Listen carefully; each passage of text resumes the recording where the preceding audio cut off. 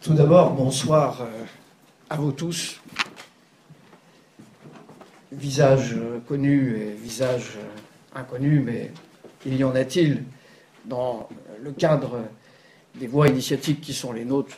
Finalement, nous cheminons ensemble dans une sorte de proximité qui crée une immédiateté lors même des premières rencontres. Je profite de ces mots d'introduction pour remercier les animateurs de l'association Cercle philosophique Comté de Nice qui sont à l'initiative de cette soirée et d'une certaine manière m'ont proposé le thème qui sera exposé ce soir: quel devenir pour le régime écossais rectifié? Question d'ailleurs qui sonne presque comme un défi, une interrogation en forme de questionnement sur qu'en est-il du régime écossais rectifié aujourd'hui? Quelle est la situation dans laquelle il se trouve? Et si l'on est un peu plus introspectif, en regardant les différentes formes sous lesquelles vit le régime écossais rectifié depuis son réveil en 1935, est-ce que les différentes configurations proposées au régime écossais rectifié, qui souvent d'ailleurs, il faut l'avouer, est beaucoup plus travaillé comme un rite, comme un régime, on va voir qu'est-ce qui distingue d'ailleurs le rite du régime.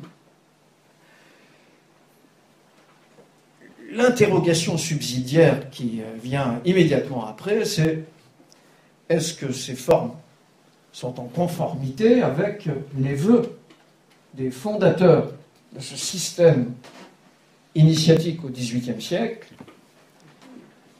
Si c'est le cas, eh bien, nous nous en louerons et nous retiendrons ce qui participe de la conformité avec les vues des fondateurs du rite au XVIIIe siècle. Si ce n'est pas le cas, eh bien, nous dirons aussi pourquoi, et comme nous sommes entre nous, nous le ferons sans langue de buis, en essayant d'éviter le langage par trop diplomatique qui, au fond, nous évite de penser le fond de la question. Bien évidemment, si un tel titre a été donné à cette communication, quel devenir pour le régime écossais rectifié, c'est qu'au minimum, nous imaginons qu'il y a un devenir pour ce régime. Sinon,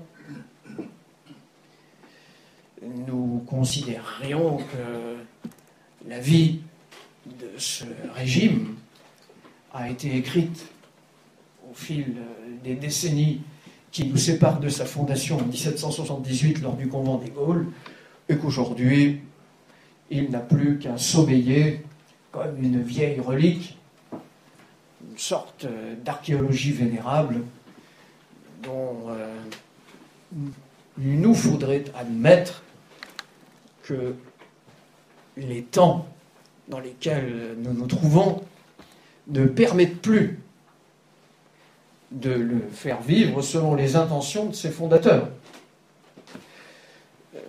Je signale au passage que ce type de remarque, que je fais d'une manière assez légère, est considéré comme une évidence par la plupart des obédiences qui aujourd'hui ont à travailler ou font travailler le rite écossais rectifié.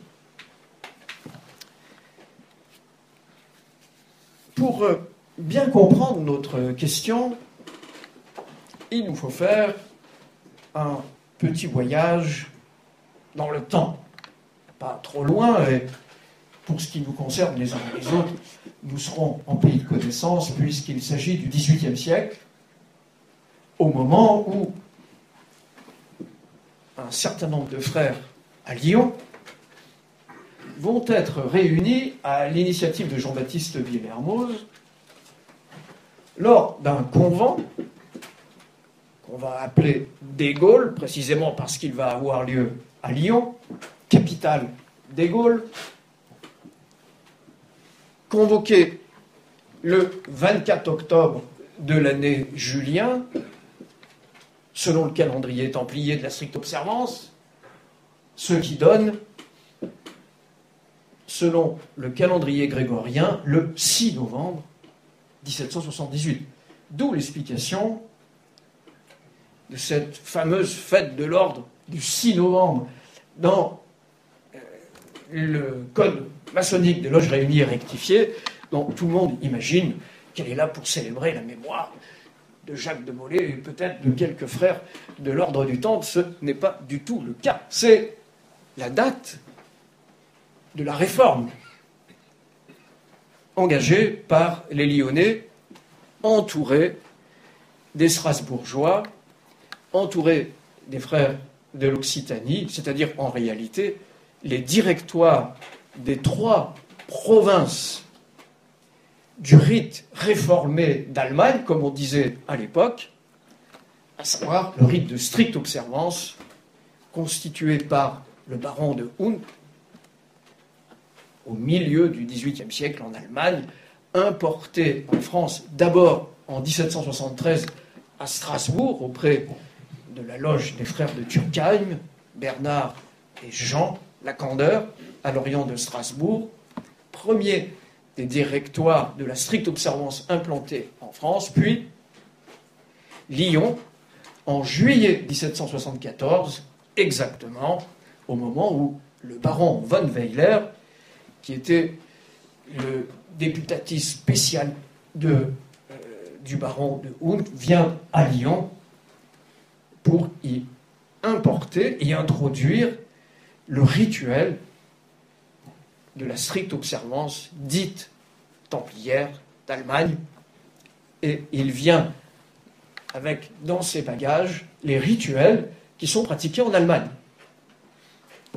Rituels d'ailleurs assez fastueux et surtout qui présentent une caractéristique très originale par rapport à la maçonnerie continentale telle que pratiquée en France au XVIIIe siècle, avec un système de haut grade dit ordre intérieur, qui n'est plus maçonnique, mais qui est proprement et uniquement chevaleresque. Chevaleresque, pourquoi ?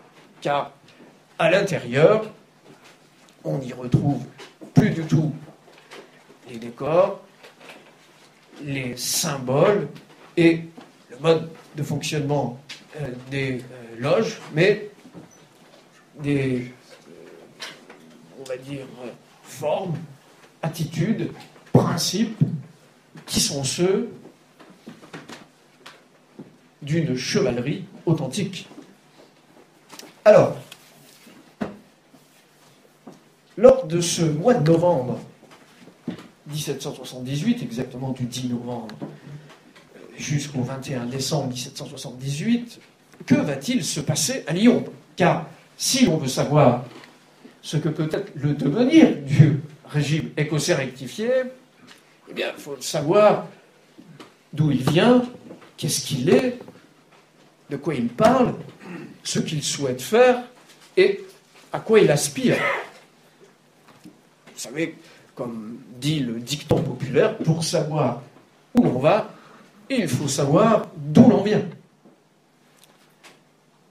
L'idée de Jean-Baptiste Villermoz, en 1778, est très claire.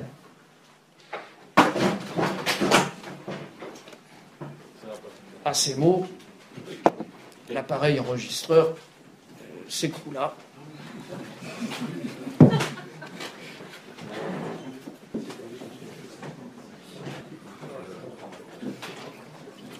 Ce qui nous permet me laisser s'installer nos amis venant de lointaines destinations.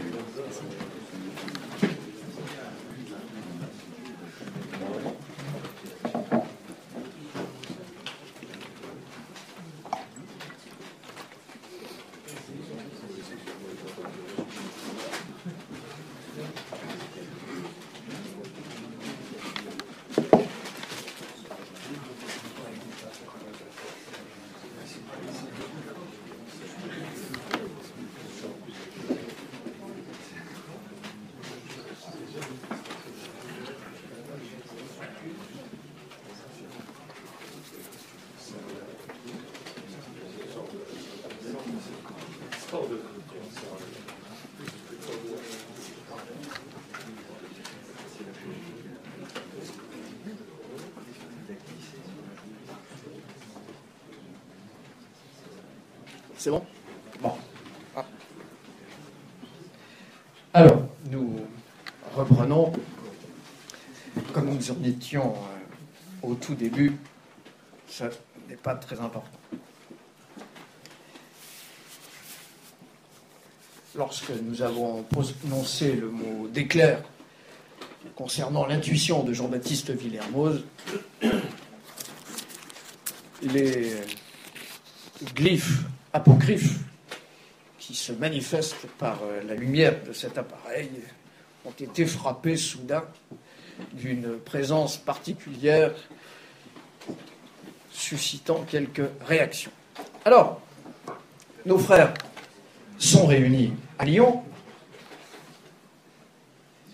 autour de Jean-Baptiste Villermoz, qui, ne l'oublions pas, vient de passer plus de 2 années entouré des principaux animateurs de la bienfaisance, c'est-à-dire la loge de Lyon,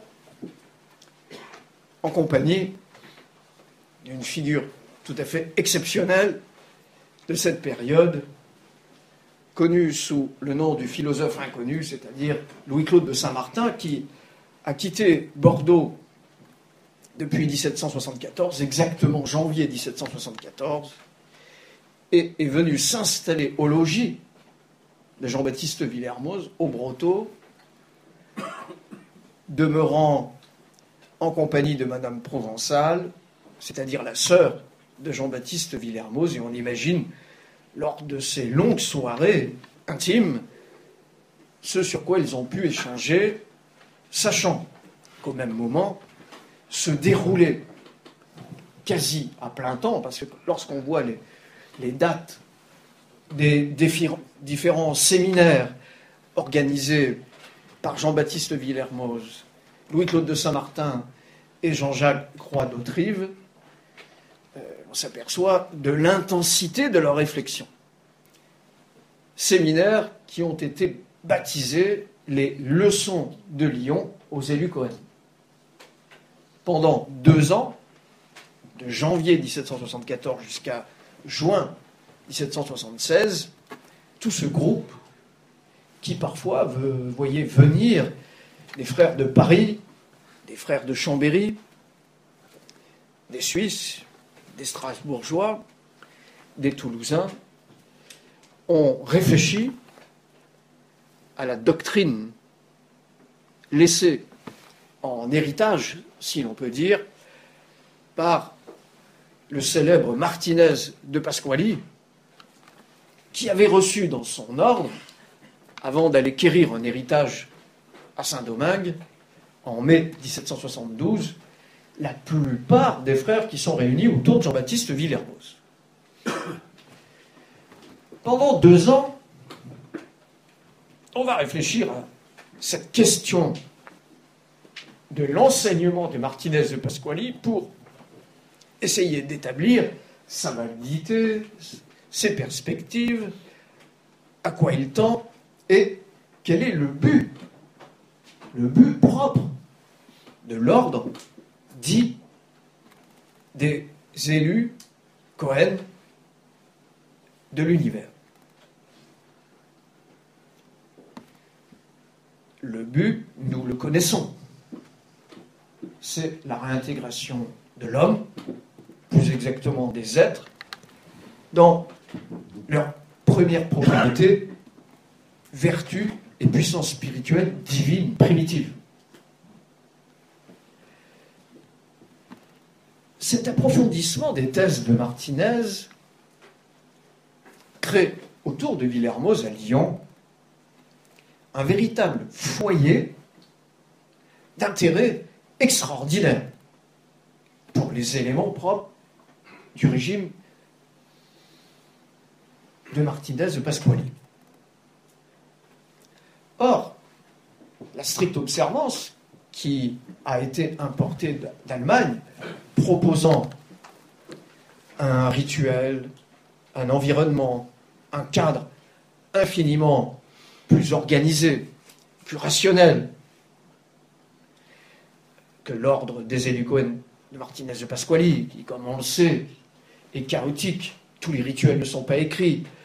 Le grand maître, le souverain grand maître, Martinez, est une personnalité relativement originale et assez complexe, qui obéit très peu aux lois de ce monde. Quoi qu'il en soit, le système n'est pas viable du point de vue organisationnel, même si, du point de vue doctrinal, il ouvre des perspectives extraordinaires. Perspectives auxquelles sont absolument fidèles les frères de Lyon et souhaitent le demeurer. L'idée géniale de Jean-Baptiste Villermoz, qui n'est pas celle de Louis-Claude de Saint-Martin, puisque en 1776, lorsque la réforme dite de Dresde s'installe de manière définitive sur Lyon, il préfère par deux fois, en juillet 1774 et août 1775, aller se promener en Italie. Il est vrai que l'Italie est un beau pays du point de vue touristique, mais le déplacement est diplomatique de la part de Saint-Martin. Il n'approuve que très modérément les initiatives de son aîné en initiation, aîné de tout de même 13 ans. À l'époque, c'est beaucoup. Jean-Baptiste Villermoz est né en 1730, Louis-Claude de Saint-Martin en 1743. Il lui donnera d'ailleurs toujours du titre de « mon cher maître » avec beaucoup de respect et de révérence. Et Villermoz, d'ailleurs, ne se fera pas faute parfois de lui tirer un peu l'oreille lorsqu'il le jugera nécessaire d'après Villermoz, sa facilité à répandre et dévoiler un peu trop aisément la doctrine de leur maître à tous deux, à savoir Martinez de Pasquali. En tout cas, en 1778, l'intention de Jean-Baptiste Villermoz est claire. Il est question, dans son esprit, de réformer, rectifier la stricte observance pour y instiller, y infuser en son sein l'enseignement de Martinez de Pasquali, et en particulier l'ensemble de ses thèses portant sur la doctrine de la réintégration des êtres, mais d'une manière tout à fait différente qu'on le faisait dans l'ordre des chevaliers maçons et Élucoen de l'univers, avec une propédeutique beaucoup plus adaptée, l'utilisation des symboles proposés par la stricte observance et également une séparation très nette entre les classes distinctes qui vont composer l'architecture du régime écossais rectifié. 3 classes. La classe des symboles, la classe chevaleresque et, au XVIIIe siècle, une classe non ostensible, dite secrète, dont on ne parlera d'ailleurs même pas au convent des Gaules, mais que Jean-Baptiste Villermoz souhaitera faire entériner au convent de Wilhelmsbad quelques années plus tard, en 1782. Nous sommes donc à Lyon. L'ensemble des frères sont réunis réformer la stricte observance templière, mais pas seulement. L'idée extraordinairement ambitieuse de Jean-Baptiste Villermoz et des frères qui sont autour de lui, c'est de réformer l'ensemble de la franc-maçonnerie. Je crois que c'est un point qui est à noter pour notre réflexion. L'ambition de Villermoz et des frères qui l'entourent, c'est pas simplement d'améliorer, de faire progresser, de conférer à la stricte observance allemande les éléments qui lui manquent. C'est également de transformer,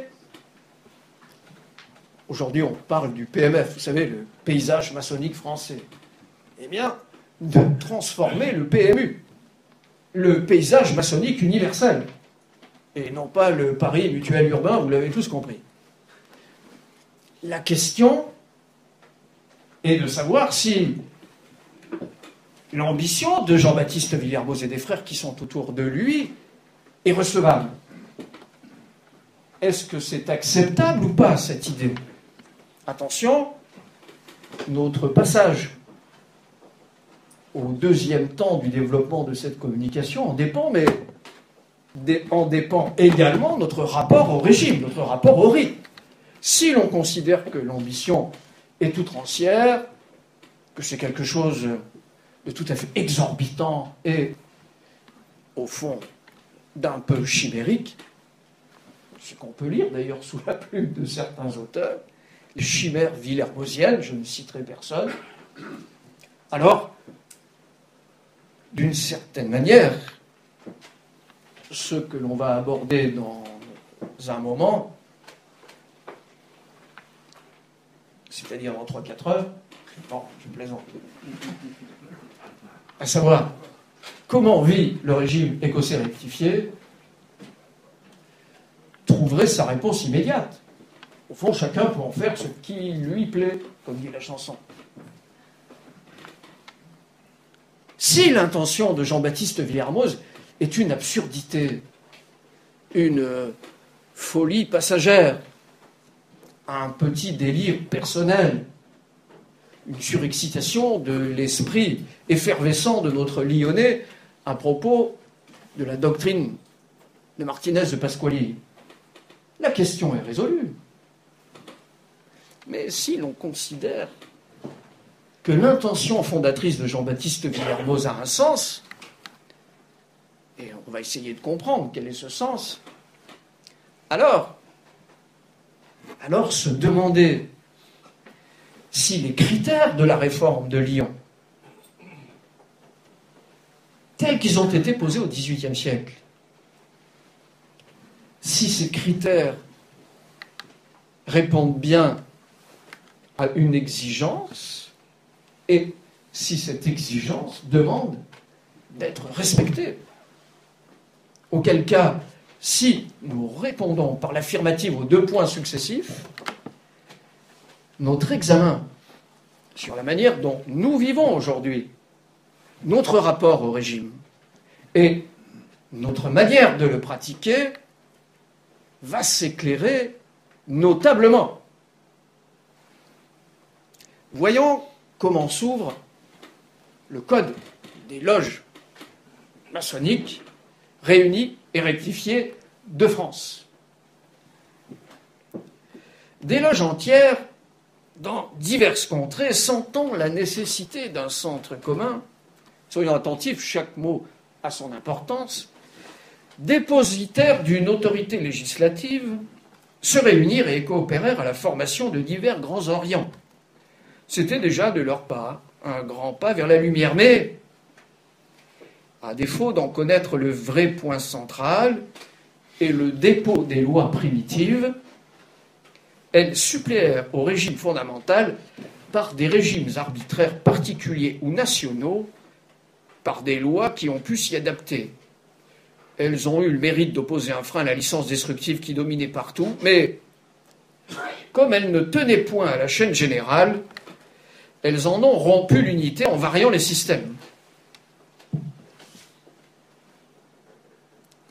qu'est-ce que ce petit morceau d'anthologie signifie? On est en 1778. Les constitutions d'Anderson et des Aguliers ont déjà quelques décennies. La constitution en grande loge, auquel on fait référence, autorité législative, coopérer à la formation de divers grands orients, est regardée comme une initiative louable, mais on signale que ces initiatives ignorent la chaîne générale, l'origine primitive de la franc-maçonnerie, dont elles ont rompu l'unité en variant les systèmes. Il y aurait donc une origine primitive de la maçonnerie, inconnue de ces systèmes, et surtout, il y aurait l'ignorance de ces systèmes, de cette origine primitive, et des lois qui lui sont rattachées. Et voyez la suite de cette introduction du code maçonnique. Des maçons de diverses contrées de France, convaincus que la prospérité et la stabilité de l'ordre maçonnique dépendaient entièrement du rétablissement de cette unité primitive, mais ne trouvant point chez eux cette unité, ni les signes qui doivent la caractériser, enhardis dans leur recherche, parce qu'ils avaient appris sur l'ancienneté de l'ordre des francs-maçons, écoutez bien, fondés sur la tradition la plus constante, sont enfin parvenus à en découvrir le berceau. Villermoz, les frères de Strasbourg, les Chambériens, tous ceux présents au Convent des Gaules ont découvert le berceau de la maçonnerie primitive. Ils ont découvert l'origine cachée, voilée, celle à laquelle aspirent tous les maçons, détentrice de la parole perdue. C'est ce qu'affirme ce texte. Et voyez enfin comment se conclut cette introduction. Avec du zèle et de la persévérance, ils ont surmonté tous les obstacles.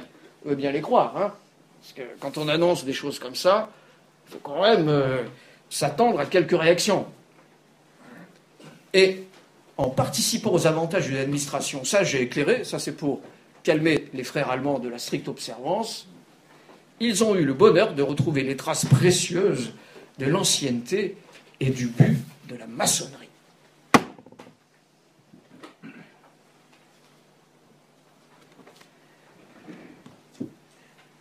Quelle meilleure introduction à notre propos que les affirmations publiées, imprimées, envoyées de partout en Europe lors du Convent des Gaules, qu'on envoie d'ailleurs aux frères allemands de la stricte observance et qui, autant vous le dire, se frottent quand même un peu les yeux et se disent, ces Français, comme toujours, quelle prétention. Mais pour le coup, la prétention, enfin, Français et les Savoisiens, parce que Chambéry et Nice, à l'époque, comme vous le savez, n'étaient pas encore réunis à la République par les dispositions des volontés du plébiscite de 1860. Je le dis parce que, comme je suis ici un peu dans un territoire ami, au sens de mes propres origines savoisiennes, j'ai plaisir d'avoir à le souligner. D'autant plus que Joseph de Maistre, étant natif de Nice, Ça fait quand même un double motif. Ceci dit, avec de telles prétentions, il faut quand même être en mesure de pouvoir les assumer. Qu'est-ce que la franc-maçonnerie est-il demandé, d'ailleurs dans le cadre des questions et réponses qui se trouvent dans le rituel d'apprenti? Moi, vous verrez que nous ne déflorons pas certains mystères cachés dans des instructions auxquelles il est difficile de faire référence. Au premier grade du régime écossais rectifié. La réponse que l'on connaît tous par cœur, ça me permet de me désaltérer, c'est une école de sagesse et de vertu qui conduit au temple de la vérité.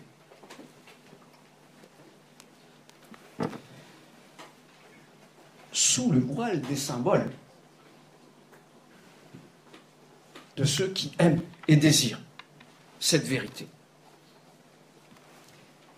Et vous allez voir comme Villermoz aime coder, c'est tout à fait extraordinaire, ces textes. Et quels sont ces mystères?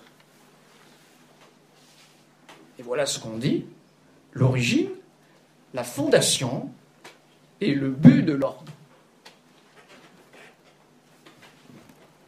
Il n'y a pas là une quelconque référence à des landmarks, aux constitutions d'Anderson et des Aguliers, ou à je ne sais trop quel système, comme il a pu en surgir et fleurir des centaines au XVIIIe siècle.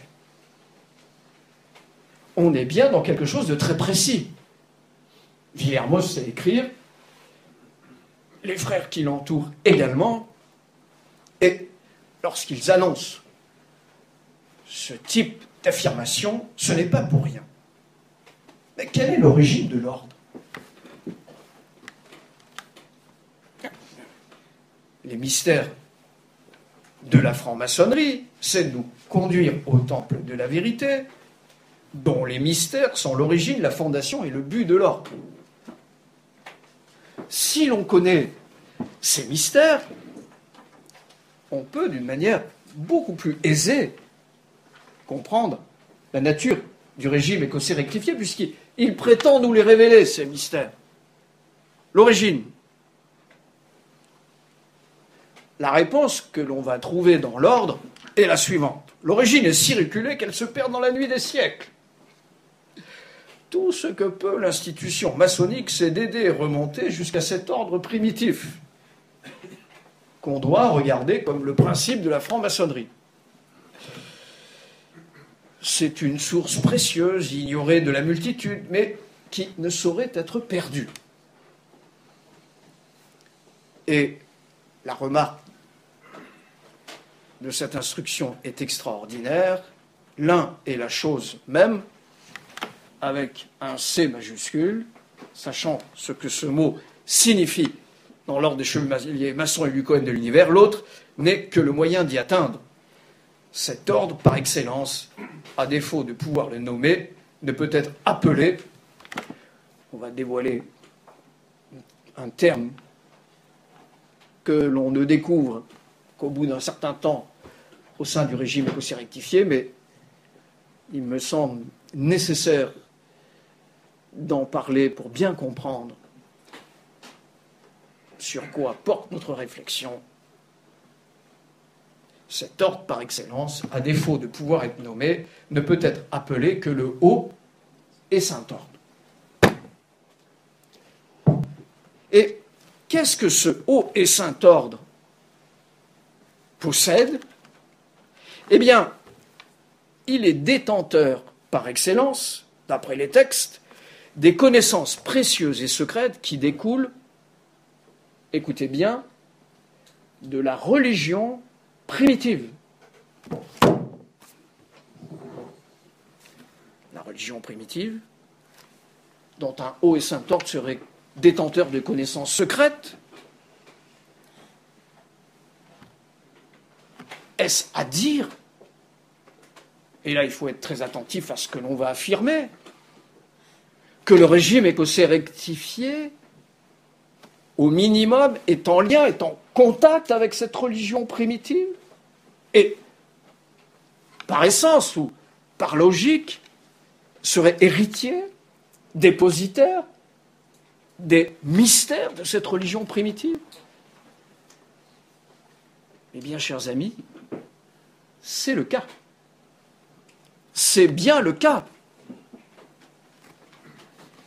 Rappelez-vous l'introduction du code maçonnique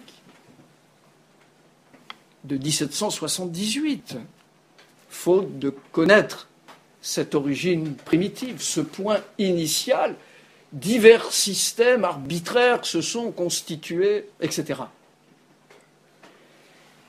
Si l'on réfléchit une seconde, le régime écossais rectifié en 1778 se présente comme détenteur de connaissances touchant à un ordre qualifié de haut et saint, dépositaire des mystères, de connaissances relatives à une religion primitive dont l'origine est si reculée qu'elle se perd dans la nuit des siècles.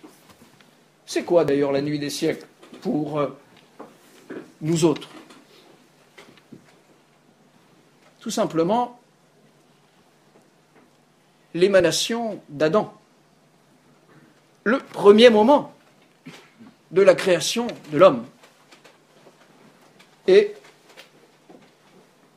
le sacerdoce que lui a confié l'Éternel, puisque Adam a été constitué par Dieu pour œuvrer, pour travailler à une mission qui est celle de la réconciliation des esprits ténébreux qui se sont révoltés contre l'Éternel dans l'immensité céleste.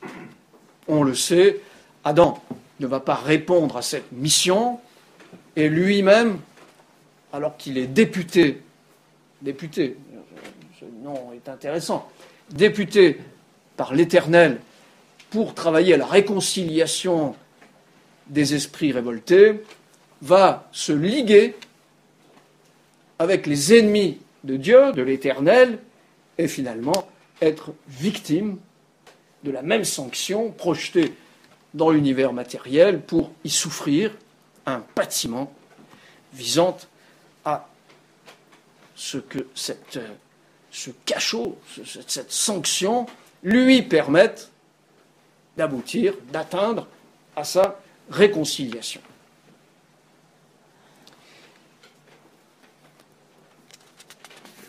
Cette petite introduction, mes bien chers amis, nous permet de comprendre plusieurs choses. Ce qui est engagé à Lyon en 1778, c'est une opération, sans jeu de mots, d'une ambition extraordinaire. C'est constituer un système en conservant l'habillage, l'enveloppe de la stricte observance, c'est constituer un système alternatif aux élus Cohen, qui ne sont pas viables, dont on va transférer les éléments doctrinaux,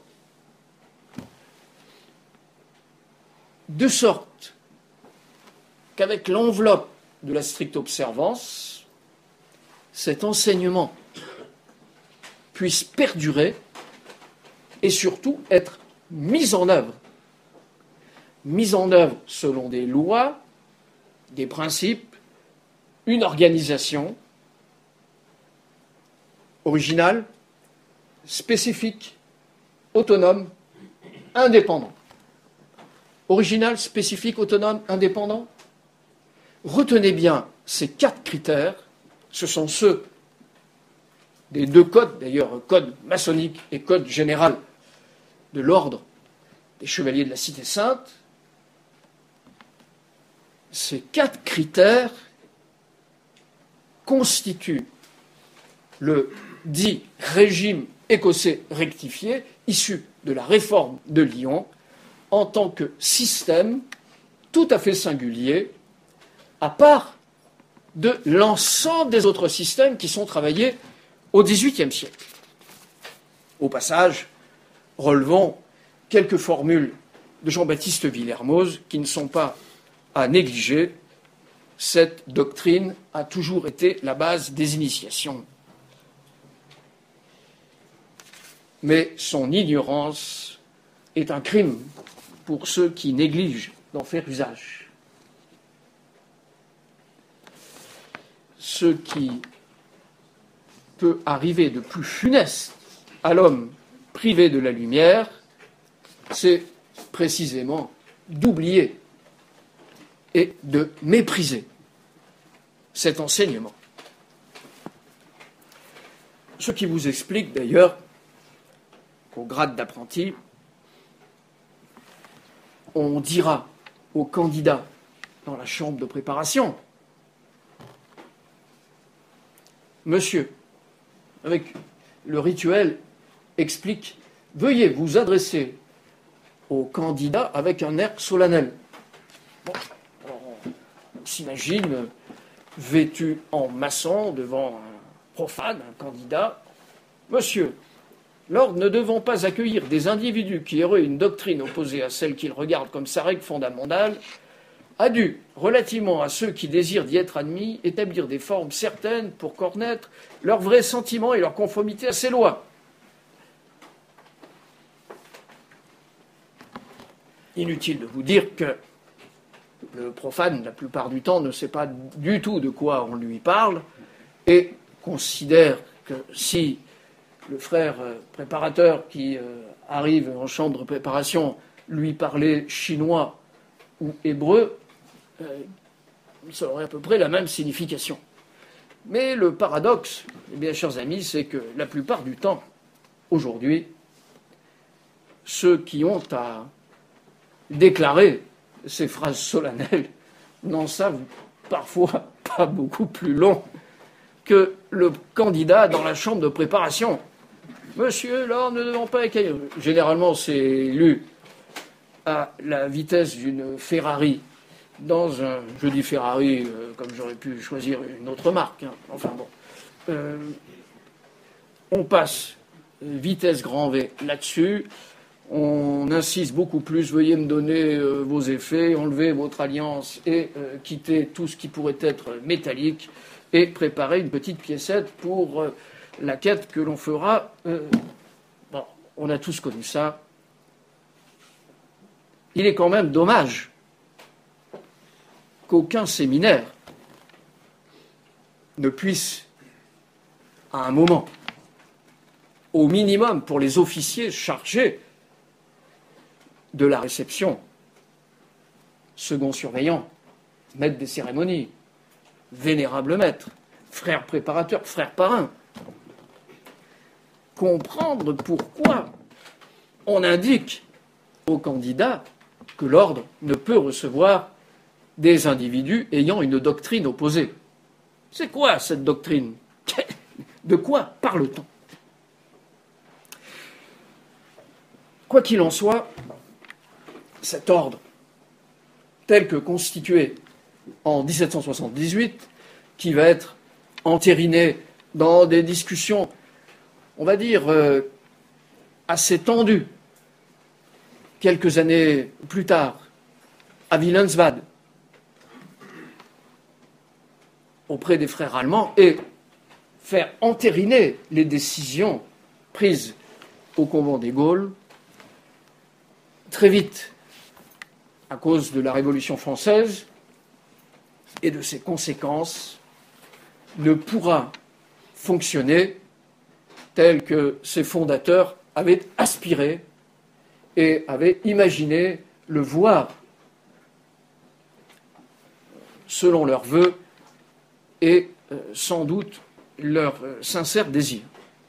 Néanmoins, entre 1778 et, on va dire, 89-90, l'ordre va avoir le temps et de faire éditer un certain nombre de textes, de fonctionner et surtout de négocier des traités d'union avec le Grand Orient de France. Et il négocie de puissance à puissance, c'est-à-dire de juridiction ayant la plénitude de l'autorité sur l'ensemble de son système face à une autre juridiction, le Grand Orient de France, qui dit d'ailleurs dans ces traités d'union qu'il conserve son rite et que toute autorité est laissée au directoire rectifié pour gérer le régime selon les règles, les lois, les rituels et les usages de la maçonnerie réformée d'Allemagne. Intéressant, les textes des traités d'union. Il n'y est à aucun moment fait mention d'un don du rite au Grand Orient de France. Et à aucun moment les directoires ne sont dépouillés de leur autorité en tant que juridiction ayant à gouverner le régime. C'est d'ailleurs même eux qui doivent veiller à la bonne exécution des rituels, application des décrets, etc., etc. La seule chose qui est accordée, c'est une patente d'agrégation aux loges du régime rectifié, de manière à ce qu'elles puissent travailler dans le cadre de la maçonnerie française, parce qu'elles sont considérées comme des loges issues d'un régime étranger, d'un régime venu d'Allemagne. Le régime, vous le savez, aura du mal, après la Révolution française, à de nouveau repartir sur les bases qui avaient été les siennes, et peu à peu, je passe sur, évidemment, les différents détails de la période historique, les bases sur lesquelles avait fonctionné le régime vont brièvement, après la Révolution française, par une loge appelée le Centre des Amis à Paris, puis une loge marseillaise, la Triple Union. Essayez, sans compter les frères de la Candeur de Strasbourg, essayez de redonner vie au système de Jean-Baptiste Villermoz. Jean-Baptiste Villermoz va quitter cette terre en 1824, non sans avoir mis la dernière main à quasiment tous les rituels, ce qui nous donne quand même un système achevé, complet, tel que Jean-Baptiste Villermoz le souhaitait, ceci accompagné d'une correspondance prodigieuse, nous permet de bien comprendre quelle est la volonté, le souhait de Jean-Baptiste Villermoz par rapport au rite, et, avant de quitter ce monde, confie à Joseph-Antoine Pons le soin de faire perdurer la transmission du régime, celui-ci s'adressant au seul grand prieuré encore en activité en ce début du XIXe siècle, à savoir le grand prieuré indépendant d'Helvétie, qui avait été constitué en 1779. Et puis, de 1830, je ne parle pas des soubresauts à Besançon jusqu'en 1870, où c'est une sorte de mix entre rectifié, rite écossais ancien et accepté, très peu conforme à la manière dont le rite doit être travaillé. Eh bien, de 1830, 1828 pour la Bourgogne, 1830 pour la province d'Auvergne, le rite s'éteint et cesse d'exister en France. Et il faut attendre 1910 pour qu'un frère du Grand Orient, Camille Savoie, à l'initiative des nombreux voyages qu'il effectuait, décide de se tourner vers ce rite disparu de France, mais si français dans son origine, ses fondements, et je dirais presque sa psychologie, sa sensibilité métaphysique, s'adresse auprès des frères suisses pour leur demander d'être reçus, par le biais des équivalences d'ailleurs, d'être reçus au sein du régime écossais rectifié. Ce qui va être fait, ainsi que deux autres frères, évidemment assez connus, Édouard de Ribeaucourt et Gaston Bastard. Ces trois frères, à partir de 1910-1911, se constituent en structure du régime au sein du Grand Orient de France. Ribeaucourt va, à partir de 1913, constituer la Grande Loge régulière indépendante pour la France et les colonies, qui est l'ancêtre de la GLNF actuelle, et Camille Savoie reste à l'intérieur du Grand Orient de France pour y développer une pratique du régime écossais rectifié en essayant. Il est grand conservateur du rite, donc une fonction assez importante à l'intérieur du Grand Orient de France. Il a pour mission de représenter le rite écossais rectifié à l'intérieur du Conseil de l'Ordre et il fait valoir les intérêts du régime écossais rectifié.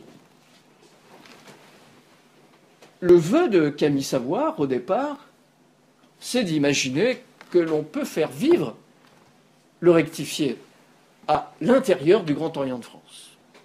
Et toute sa correspondance, les lettres le prouvent, fait démonstration de cette intention. Mais hélas, très vite, il va se heurter à une opposition frontale, dure, de la part des autorités du Grand Orient de France, qui, pour divers motifs, qui tiennent d'ailleurs à la forme rituelle du régime écossais rectifié, qui fait apparaître une croyance dans le grand architecte de l'univers en tant que parole révélée et non pas symbole, etc., etc. Autorités du Grand Orient de France qui font obstruction à la possibilité de travailler et pratiquer le rite tel qu'il a été pensé à ses origines par Jean-Baptiste Villermoz. Tant et si bien que Camille Savoie, qui a quand même une longue histoire à l'intérieur du Grand Orient de France, ce n'est pas un jeune frère, hein. Il est né en 1869, on imagine. Donc il a quand même un long parcours à cette période, commence à poser comme critère face. Les ennuis commencent au Grand Orient de France, pour Camille Savoie. Comme critère face aux autorités du Grand Orient de France, les critères du régime écossais rectifié. Et là, oui, ce n'est pas simplement le micro qui, tout à coup, est pris d'un subit étourdissement. Ce sont les autorités du Grand Orient de France qui lui disent cher frère Camille, ça ne marche pas comme ça ici. C'est nous qui décidons comment le rite doit être pratiqué. C'est nous qui définissons la manière dont les rituels doivent être écrits. Étonnement de Camille Savoie. Comment vous contestez l'autorité de Jean-Baptiste Villermoz, vous contestez les décisions des frères fondateurs du XVIIIe siècle. Villermoz, les frères du XVIIIe, mais aucune importance. Nous avons nos propres critères, et ce sont ces critères qui doivent s'appliquer au rite et non pas l'inverse. ce n'est pas au rite à imposer ces critères, à l'obédience. Vous voyez que nous sommes dans les années 30.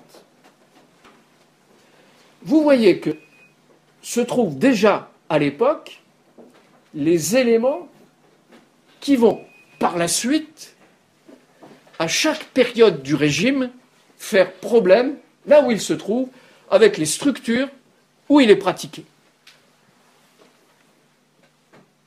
Tant et si bien que Camille Savoir, en 1934, écrit plusieurs courriers assez sévères à son obédience et, en 1935, dit ceci: nous proposons au Grand Orient de France une séparation absolue de l'organisation rituelle et initiatique du régime rectifié pour qu'il puisse, sous-entendu le régime écossais rectifié, vivre selon les formes arrêtées lors du convent des Gaules et comme décidé lors du traité d'union avec les Directoires en 1776.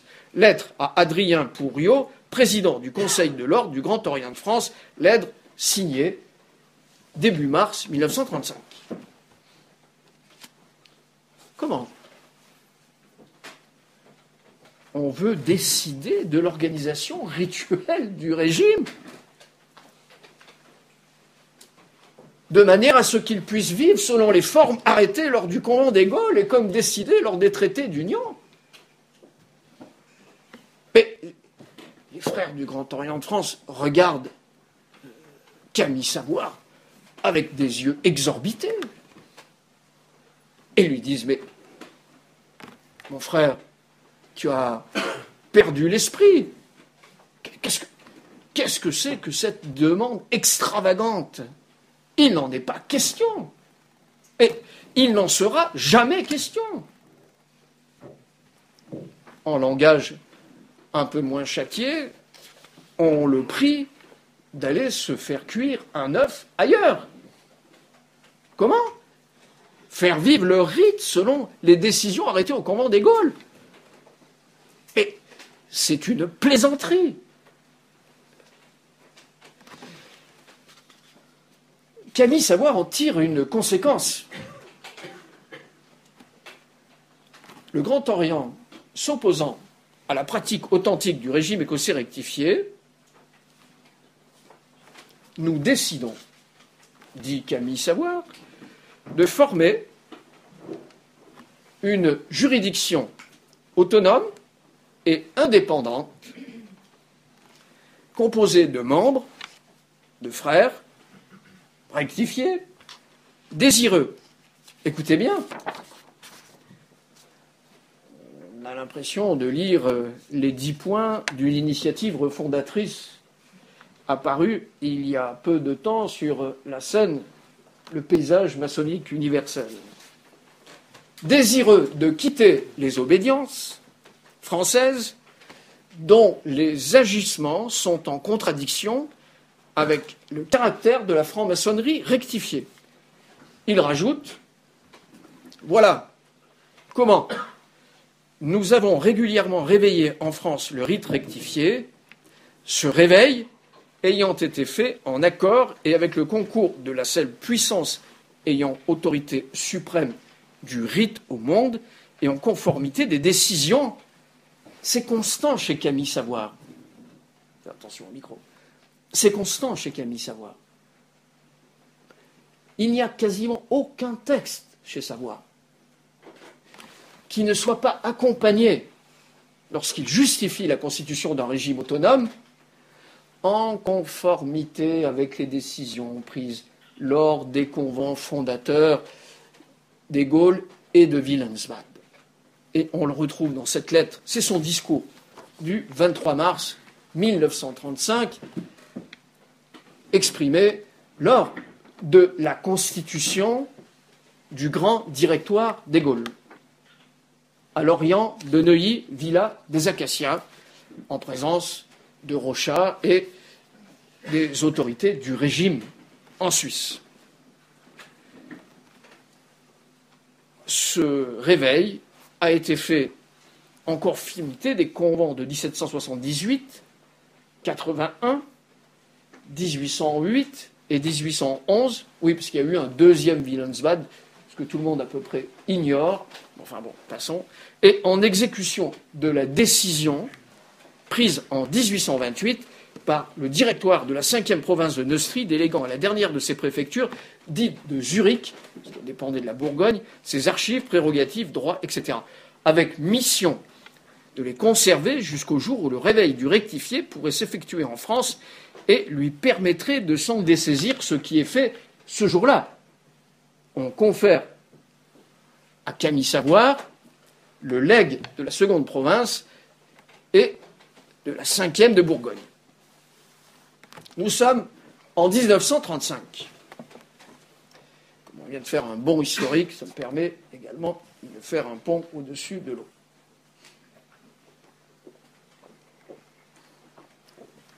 Nous sommes en 1935. Camille Savoir,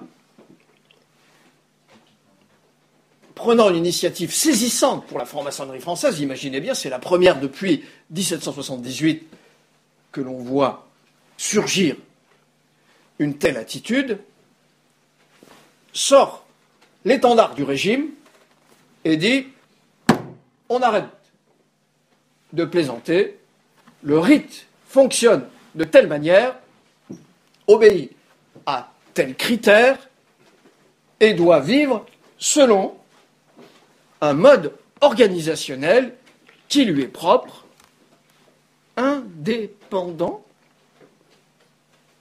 de toutes les obédiences. » C'est Camille Savoir qui parle. Hein. Pourquoi indépendant de toutes les obédiences? Pour un point relativement simple. Et pour le coup, il n'est pas nécessaire de faire parler Camille Savoir. On peut se tourner devant des maçons vénérables. Marius Lepage, célèbre mémoire, qui écrivait ceci dans un livre tout à fait intéressant, L'ordre et les obédiences. L'ordre est d'essence indéfinissable et absolue. On croirait lire du Villermoz d'ailleurs.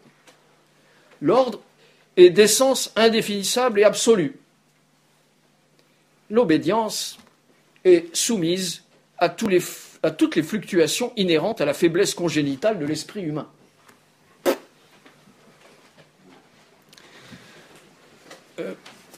René Guénon va plus loin.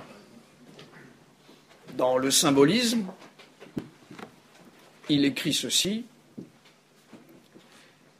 les obédiences présentent le problème d'avoir importé la forme d'organisation moderne des sociétés profanes.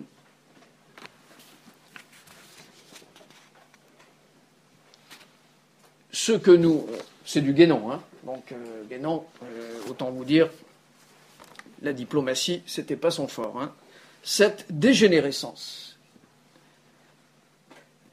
si elle ne change en rien la nature essentielle de la maçonnerie, rend parfaitement explicables les nombreuses déviations qui s'en sont dégagées depuis 3 siècles et dont l'organisation sous sa forme obédientielle, en des structures qui présentent le défaut évident d'avoir été calquées sur la forme des gouvernements profanes, est l'un des caractères fort symptomatiques de cette modernité. C'est dans les aperçus sur l'initiation, au chapitre 14, des qualifications initiatiques, et au chapitre 29, opératif et spéculatif. Marius Lepage, René Guénon disent exactement la même chose que Camille Savoir sur ce point. Et Camille Savoir dit exactement la même chose que Jean-Baptiste Villermoz. Vous cherchez à remonter au but primitif de la franc-maçonnerie, dit Jean-Baptiste Villermoz. Et l'on vous a attaché à un ordre qui correspond avec ceux qui seuls peuvent vous instruire, si vous savez quelque jour vous faire reconnaître pour un vrai chevalier, maçon, etc. quelle extraordinaire complémentarité, cohésion, identité de vue, avec des maçons, des initiés assez différents. Marius Lepage, René Guénon, dont on sait qu'il avait, à l'égard du régime écossais rectifié, quelques vues discutables. Camille Savoir, Jean-Baptiste Villermoz, tous disent la même chose. Les obédiences ont pour principal défaut de calquer la forme des gouvernements profanes sur l'organisation des systèmes initiatiques, tous systèmes initiatiques confondus d'ailleurs. Mais puisque ce soir nous parlons du régime écossais rectifié, nous nous en tiendrons au régime écossais rectifié et nous pouvons convenir que leur analyse est juste. Combien d'entre nous avons-nous passé de temps lors de tenues, toute lumière d'ordre éclairée, à lire tel protocole, sentence administrative, circulaire du grand secrétaire, ordonnance du tel Mamamouchi, etc., etc., etc., etc. Le quart d'heure symbolique, c'est pour quand? Oui, allez, ça sera 5 minutes ce soir, parce que les agapes sont très chaudes et on a déjà beaucoup passé de temps.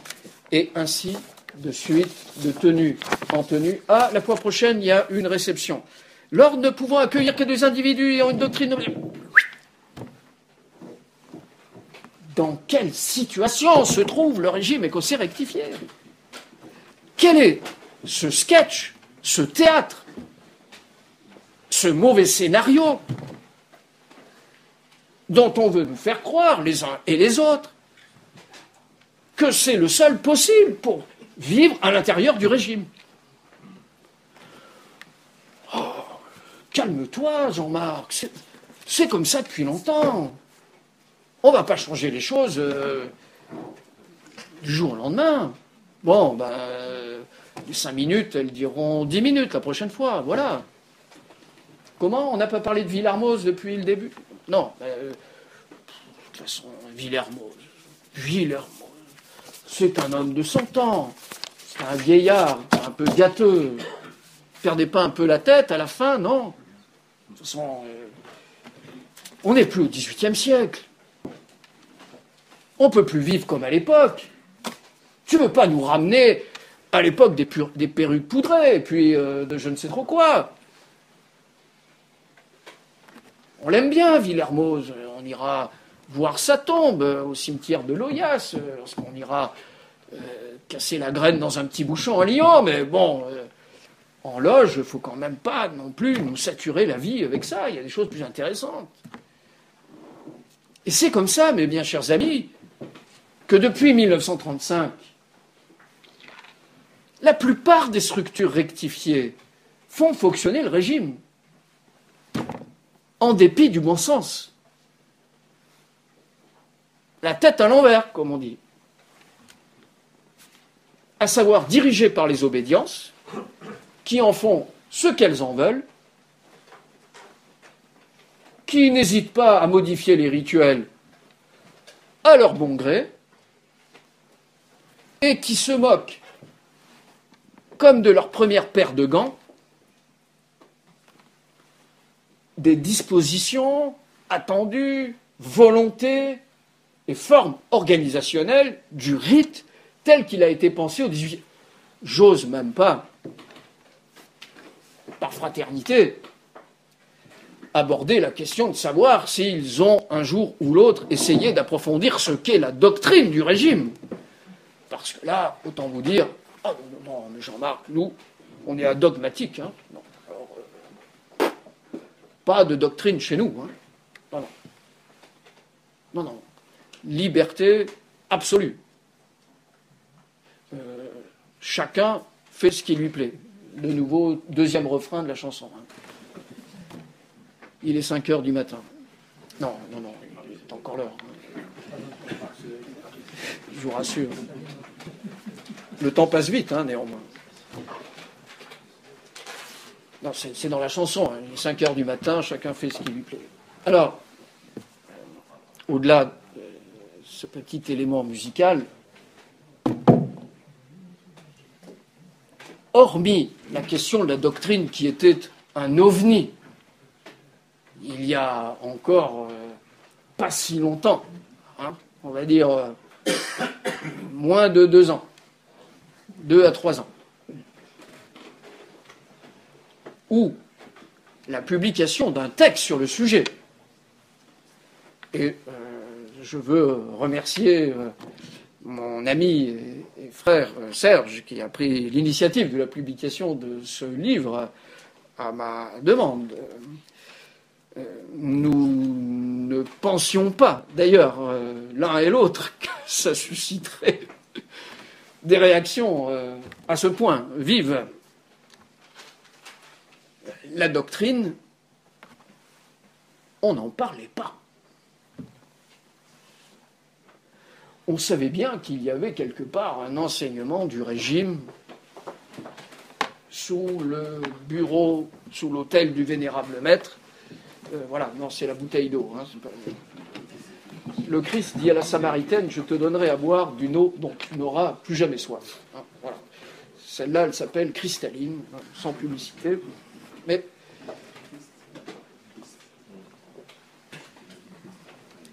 il était hors de question d'aborder ce point-là. Hors de question. La plupart des réactions qui se sont manifestées, si l'on fait un spectre général, d'un côté, on n'en veut pas, parce qu'on l'ignore, on ne sait même pas ce que c'est, on n'en a jamais parlé.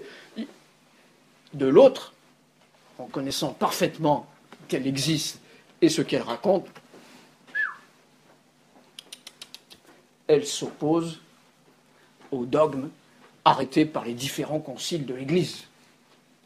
C'est vraiment les deux spectres. Mais finalement, qui se rejoignent d'une certaine manière, sont des alliés objectifs dans un même combat contre les tenants et aboutissants de cette doctrine de la réintégration. Les dogmes stipulent que sur tel et tel point, il est impossible de pouvoir poser des affirmations de ce type. Et d'ailleurs, elles font l'objet d'anathématisme formel, en particulier lors du Second Concile de Constantinople, le 5e œcuménite, en 556, en plein milieu du VIe siècle. Comme par hasard. Les thèses d'un certain père qui s'appelle Origène. Je peux vous dire que si on avait parlé d'un loup dans certaines maisons rectifiées, allez, ce soir, on est entre amis, on va dire, ayant une lointaine origine rectifiée, ça n'aurait pas été pire. Quant aux autres maisons de la famille rectifiée, c'est du dogmatisme, c'est de la doctrine, ce n'est pas en conformité avec le caractère libéral, ouvert et universaliste de nos structures. Bon, je ne savais pas que le régime écossais rectifié avait comme fondement le caractère libéral et universaliste. On a plutôt l'impression qu'il fait référence à une religion, vous vous rappelez tout à l'heure, on l'a dit en ouverture, religion primitive. Elle est universelle, mais pas universaliste, ce n'est pas tout à fait la même chose. Quoi qu'il en soit, lorsque on met, j'ai failli par habitude me tourner vers le tableau pour faire un grand dessin, si l'on fait d'un côté un cercle en disant la forme organisationnelle du régime écossais rectifié, et si l'on fait le côté de lune et soleil, voilà, c'est pas sans publicité, si l'on fait de l'autre un autre cercle, en disant doctrine de l'ordre, on a à peu près, il manque un troisième point pour faire le triangle, on a à peu près les éléments qui constituent le régime écossais rectifié. Mais à partir de ces deux éléments, si nous éclairons la situation dans laquelle se trouve le régime depuis son réveil en 1935, et de manière objective, sans caractère partisan, sans vouloir, d'une manière ou d'une autre, noircir plus que nécessaire le tableau. Puisqu'on parle de tableau, autant y rester. Il apparaît une évidence, une vérité bien simple. C'est que de partout, je dis bien de partout, où l'on se tourne, eh bien, il n'y a pas un exemple d'une conformité des volontés fondatrices des frères qui, au XVIIIe siècle, ont constitué le régime lors du convent des Gaules et du convent de Wilhelmsbad, ni non plus des souhaits de Camille Savoir en 1935. Alors, sur le XVIIIe siècle, on peut imaginer que ça fait quand même pas mal de temps. Donc, difficile d'avoir un appel téléphonique avec Jean-Baptiste Willermoz, Jean ou Bernard de Turckheim. Mais avec Camille Savoir et ceux qui lui ont succédé, ceux qui étaient autour de lui, Rybinski, Moirou, Bello, Vaste, jusqu'à Jean Tourniac. C'est quand même des frères qui savaient de quoi ils parlaient, qu'on a connus, enfin, pour beaucoup d'entre nous. Et si l'on élargit encore plus le spectre, enfin, quand je dis spectre, n'y voyez pas là qualificatif dépréciatif, bien évidemment. Mais si l'on élargit le spectre,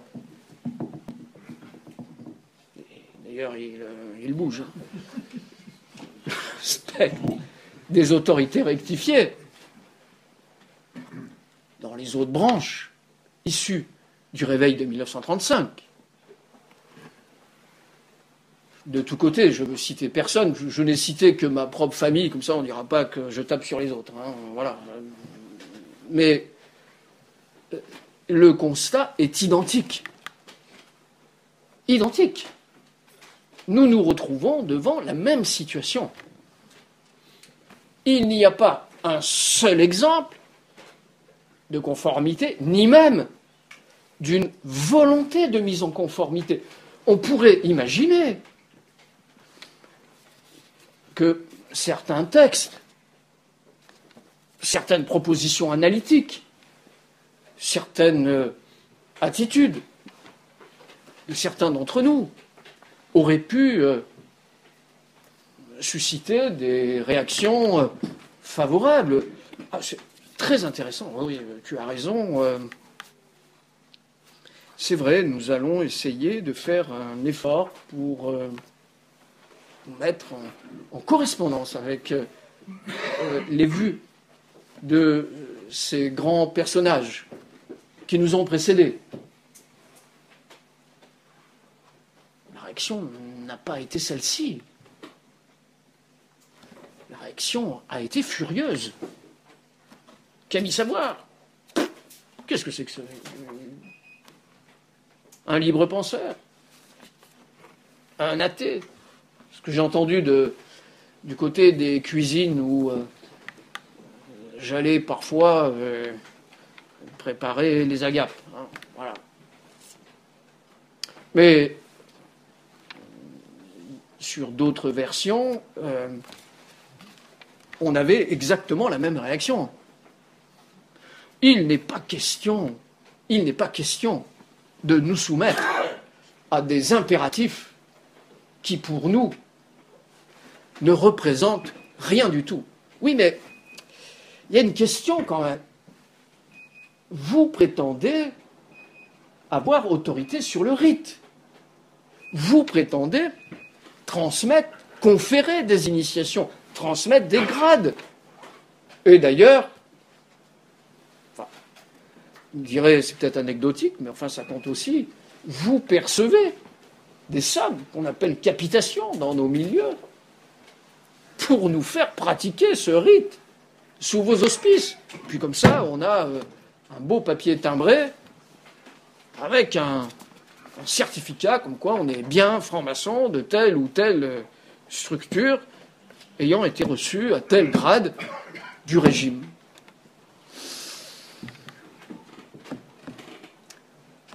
Difficulté.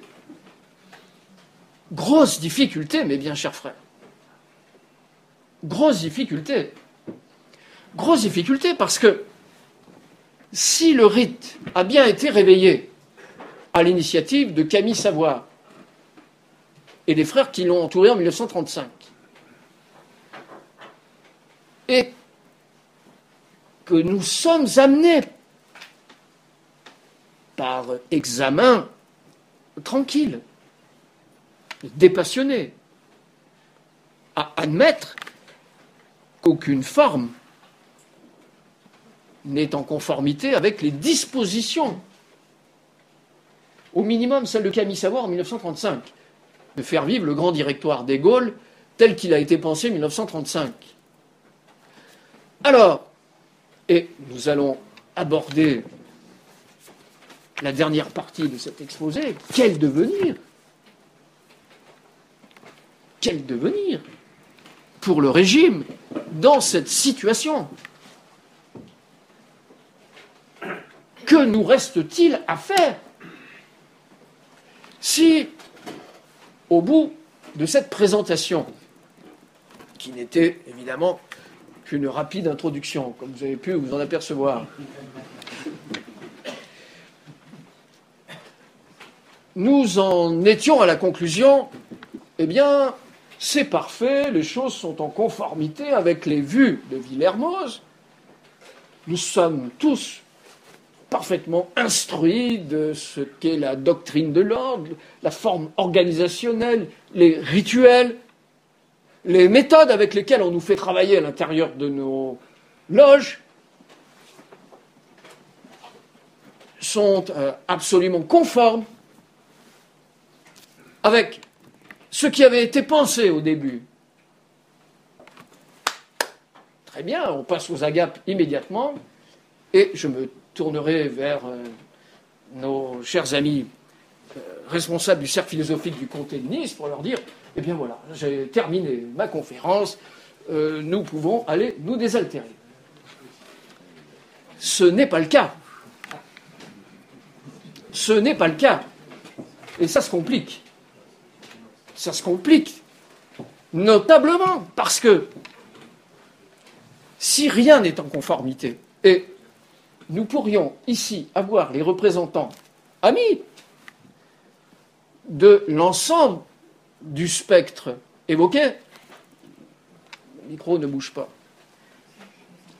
ils conviendraient tous qu'ils ne font pas vivre le régime selon les décisions arrêtées au convent des Gaules, enfin, etc., telles que Camille Savoie l'écrit dans son discours du 23 mars 1935. Il faut savoir quand même que ces mots figurent, enfin, d'une manière un peu différente, dans la charte patente de 1935, accordée par le grand prieuré indépendant d'Helvétie au grand directoire des Gaules.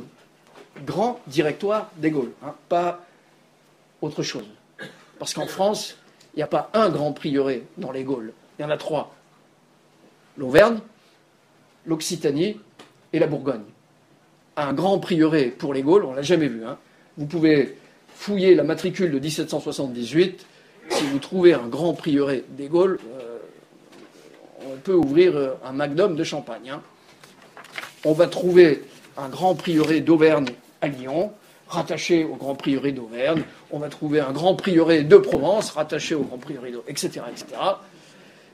Mais grand prieuré des Gaules, il n'y en a pas. Il y a un grand prieuré indépendant d'Helvétie, mais c'est pas plus. Il n'y a pas non plus de grand prieuré indépendant des Gaules, de France, tout ce que l'on veut, hein, ou de Navarre.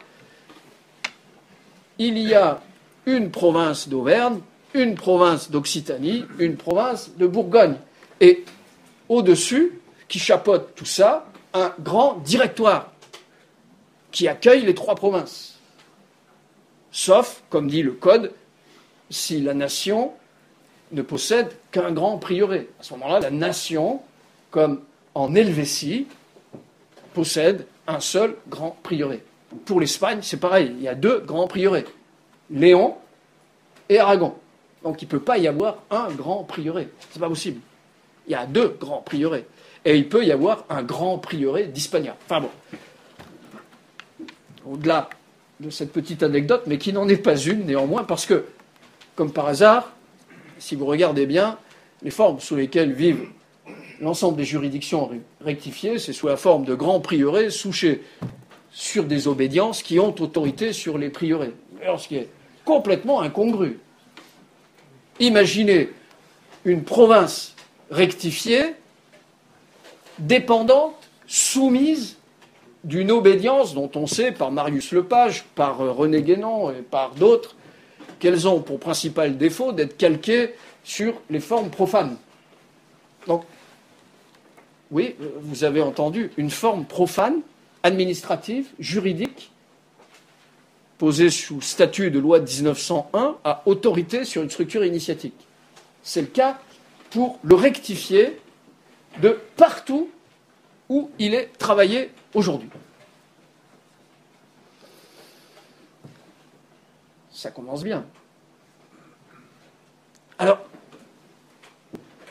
comme aurait dit Vladimir Ulyanov, que faire dans un certain texte publié en 1908, membre du parti bolchevique. Que faire? Vous savez d'ailleurs, pour l'anecdote, qu'au moment où Camille Savoir met en sommeil le grand directoire des Gaules en septembre 1939, à la déclaration de guerre, qui ne sera jamais réveillée, puisqu'en 1946, en préfecture de Nanterre, lorsque le général de Gaulle autorisera la franc-maçonnerie française à pouvoir reprendre ses activités, heureuse initiative du général, eh bien, Camille Savoir, pour une raison qui nous échappe, ira en préfecture de Nanterre déclarer reconstituer au titre des organisations de la maçonnerie française un grand prieuré des Gaules. Inexistant sur la patente de 1935, dont on n'a jamais entendu parler,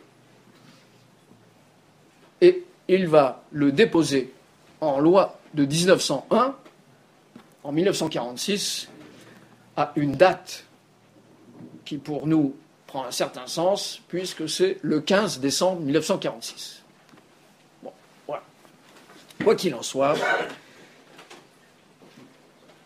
si ce rectifié n'est pas constitué sur le plan de son organisation dans aucune des structures aujourd'hui ayant à le faire vivre, en conformité avec les vœux de ses fondateurs.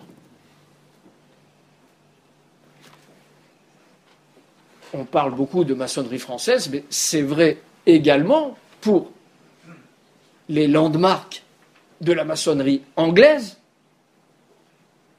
les fameux basic principes, vous savez, qui datent quand même pas d'Anderson et des Aguliers, datent de 1929, et dont on fait le critère pour savoir qui est régulier ou qui ne l'est pas. Mais ce qui est régulier pour le régime écossais rectifié, c'est ce qui est en conformité ou pas avec quoi? Les constitutions d'Anderson et des Aguliers, mais pour des rectifiés Enfin, excusez-moi, mais on s'en moque. Autrement, on n'aurait pas rectifié la franc-maçonnerie en 1778. On aurait pris les constitutions d'Anderson et des Aguliers à Lyon et on les aurait appliquées. On n'aurait pas parlé de système arbitraire réuni en Grande Loge. Vous croyez qu'il vise quoi, Villermoz? La Grande Loge de Lyon? Mais il vise effectivement la maçonnerie qu'on essaye de vouloir imposer en France à cette époque. Et les dispositions de 1778 viennent rectifier, réformer, pour apporter quoi? Un enseignement, une organisation que ces systèmes ignorent. Et on voudrait aujourd'hui faire peser sur le rectifié les critères anglais que Villermoz lui-même a rejetés en 1778. C'est le royaume d'Ubu. On est chez Père Ubu. Et je me rappelle quelques discussions avec des frères pourtant sympathiques dans mon ancienne maison, souchés sur les principes de la régularité, qui me disaient, mais Jean-Marc, l'ordre, je ne vais pas nommer la structure, mais vous l'aurez tous deviné. L'ordre, c'est la grande loge, etc. Je dis, mais enfin, je n'y pense pas. L'ordre est si reculé qu'il se perd dans la nuit, etc. Regarde ce qu'on dit à l'apprenti. Tu te rappelles quand tu as été reçu apprenti? Qu'est-ce qu'il t'a dit, le vénérable maître? Monsieur, voici le vêtement primitif, le plus beau que l'ordre puisse. Tu crois que c'est la boutique de Paris, là, qui nous a vendu le tablier,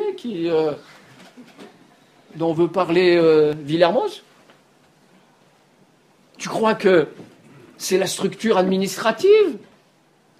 Ce que je vous dis là pour mon ancienne maison, je dis ça avec beaucoup de fraternité parce que j'ai encore des frères que j'aime beaucoup à l'intérieur et je pense qu'on y fait un rectifié sincère. Je dis bien sincère. Mais ce n'est pas ça l'ordre. L'ordre auquel fait allusion Jean-Baptiste Villermoz, c'est tout autre chose. Pour le coup, oui, c'est un autre ordre des choses. Et ce qui est valable pour la maison évoquée est valable pour toutes les autres maisons. Avec les tenues de grande loge, plusieurs rites représentés, et les grandes fabalas pour les grands officiers de grande loge, des décors de grande loge, des rituels de grande loge, etc. Même, et y compris, des structures qui ont été formées, forgées, portées sur les fonds baptismaux par le régime écossais rectifié.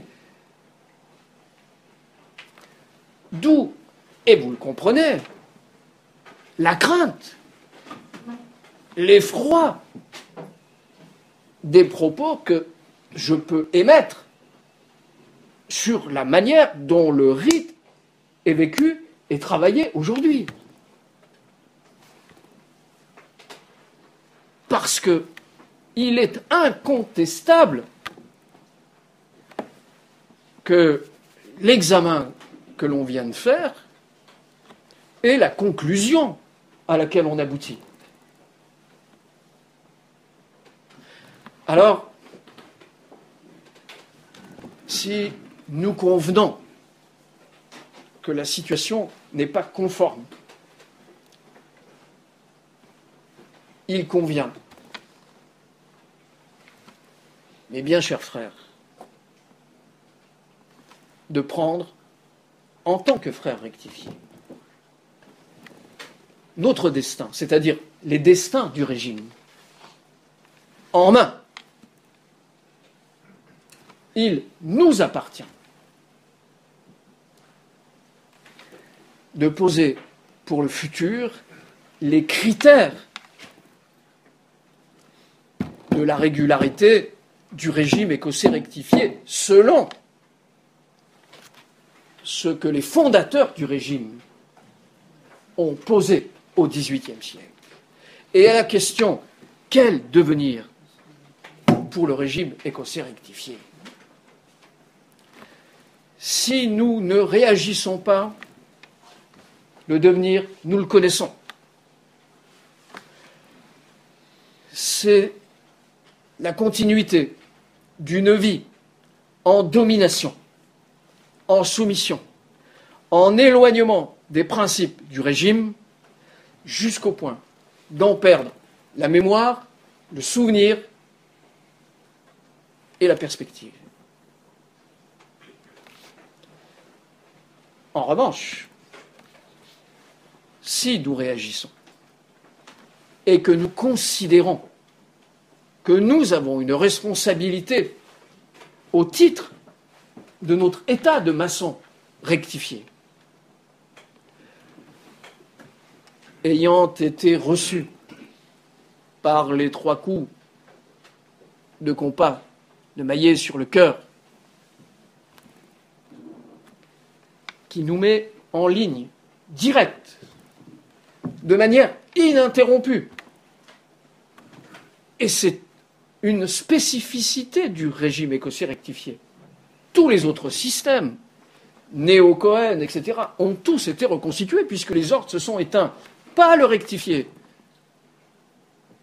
Donc, les transmissions sont authentiques.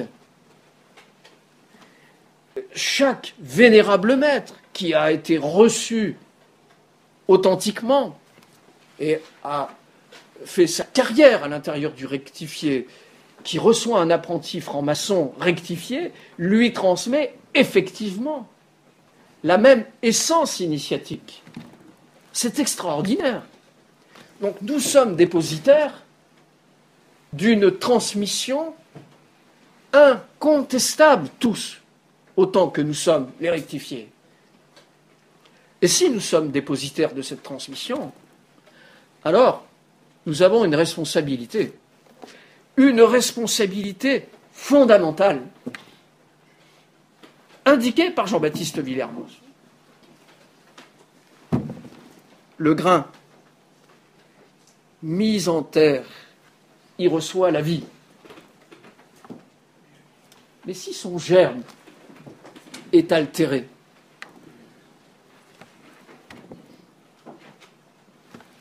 la terre même où ce grain a été semé en accélère la putréfaction. Vous voulez dire, oui, vous voulez dire que le grain que représente l'initiation rectifiée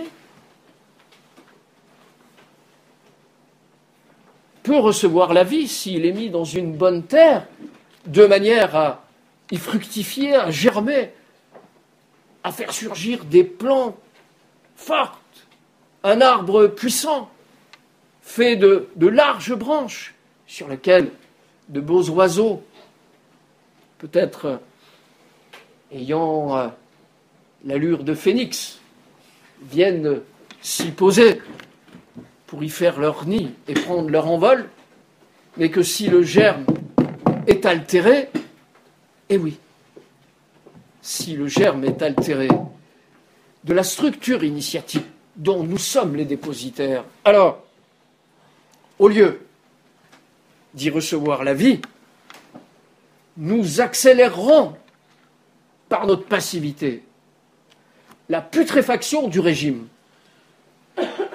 dont nous sommes les dépositaires. Je crois que cette responsabilité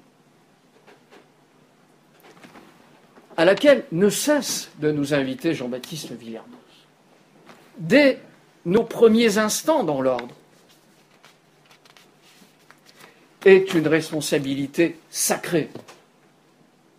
Rappelez-vous, au tout début de cette communication, nous parlions de cet ordre primitif dépositaire du sacerdoce originel d'Adam. Si nous croyons vraiment que se trouve à l'intérieur du régime les éléments de ce sacerdoce. Alors, notre devoir, mes bien chers amis, n'est pas simplement un devoir administratif, organisationnel ou historique. C'est un devoir religieux, issu de la religion primitive. C'est un devoir mystique. C'est un devoir qui était considéré comme le plus précieux pour Villermoz et tous les frères du XVIIIe siècle. Et c'est à ce devoir que nous avons juré fidélité, c'est à ce devoir qu'il nous faut être attachés et ne jamais nous dessaisir. Le feu consume la corruption, mais il dévore l'être corrompu. Monsieur, dit le vénérable maître, l'homme est l'image immortelle de Dieu. Mais qui pourra la reconnaître s'il la défigure lui-même? Laisserons-nous défigurer le régime dépositaire de ses enseignements et de ses connaissances sacrées, ou est-ce que nous décidons enfin de poser comme ayant été frappé par la dignité du temps, la dignité de l'histoire, la dignité initiatique, les vœux de Jean-Baptiste Villermoz, qui donna sa vie pour le régime, qui conserva jusqu'à la fin de ses jours l'énergie intégrale pour la préservation de toutes les instructions, des rituels, en honneur de Jean-Baptiste Villermoz, des frères de Turckheim, de Joseph de Maistre, de l'œuvre entreprise par Camille Savoir. Relevons le défi et donnons enfin au phénix le devenir qui est le sien. Et alors, à la question « Quel devenir pour le régime écossais rectifié ?», nous répondrons d'une seule voix « Périt ou vivat ».